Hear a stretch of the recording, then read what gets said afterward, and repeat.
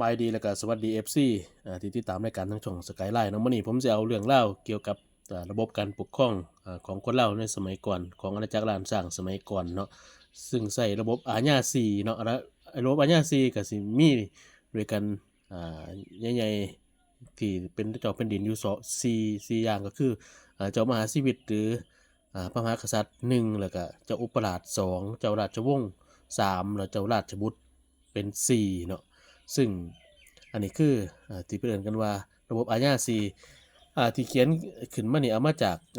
คัมภีร์พระธรรมศาสตร์หลวงซึ่งตาขึ้นในสมัยเจ้าสุริยะวงศาธรรมิกราชในปีพ.ศ. 2203เนาะประมาณ400กว่าปีผ่านมาแล้วนี่พี่น้อง 400กว่าปีผ่านมาแล้วอันนี้ก็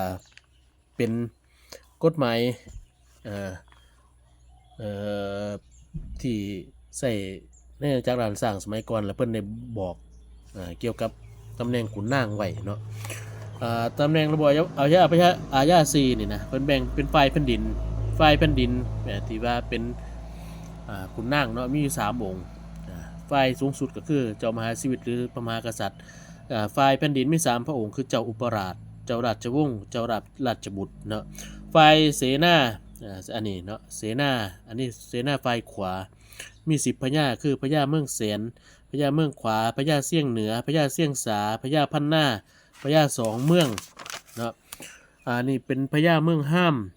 พญามื่นหนาพญาหน้าเหนือพญานำหุงอันนี้คือ10พญาฝ่ายขวาฝ่ายกลางมี7พญาคือพญาเมืองกลางพญาพระสุนพญาพโยธาพญาซ่านนท์พญาศรีพัฒนาม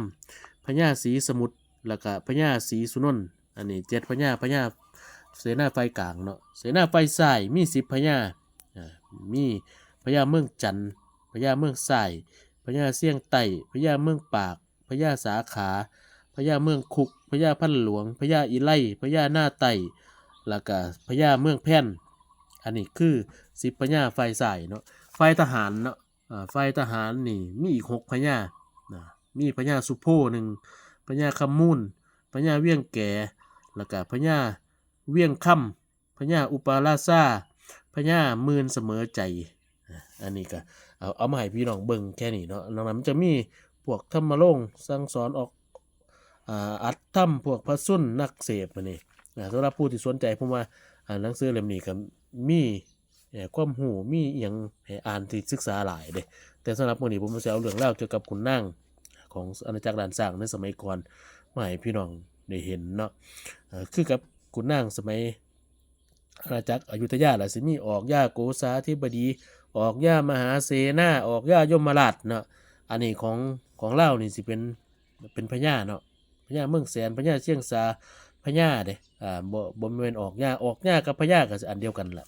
แต่ก่อนนั่นนะอันนี้คือตำแหน่งของขุนนางสมัย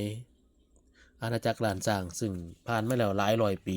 เป็นกฎหมายที่เขียนขึ้นในสมัยเจ้าสุริยะวงศาซึ่งเป็นเจ้ามหาชีวิตหรือพระมหากษัตริย์ของอาณาจักรล้านช้างครองราชย์โดนอีหลีนะครองราชย์57ปีเพิ่นได้เพิ่นนี่นะวันนี้เอามาให้พี่น้องเลยครับได้ฮู้กันเนาะ